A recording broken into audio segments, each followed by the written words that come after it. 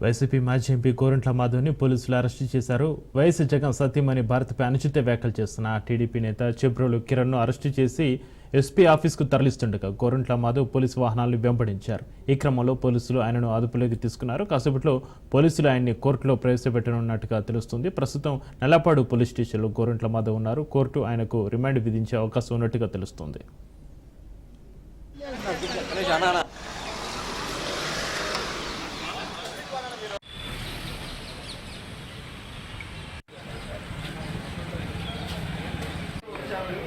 నాకు అది కూడా ఇటు కాదు. ఇప్పుడు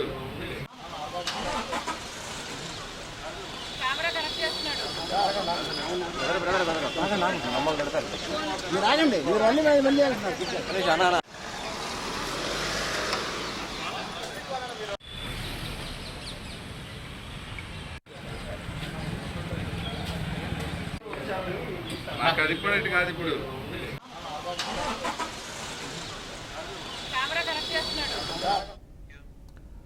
వైసీపీ మాజీ ఎంపీ గోరంట్ల మాధవ్ని పోలీసులు అరెస్టు చేశారు. వైఎస్ జగన్ సతీమణి భారత్పై అనుచిత వ్యాఖ్యలు చేస్తున్న టీడీపీ నేత చెబ్రోలు కిరణ్ను అరెస్టు చేసి ఎస్పీ ఆఫీస్కు తరలిస్తుండగా గోరంట్ల మాధవ్ పోలీసు వాహనాలను వెంబడించారు.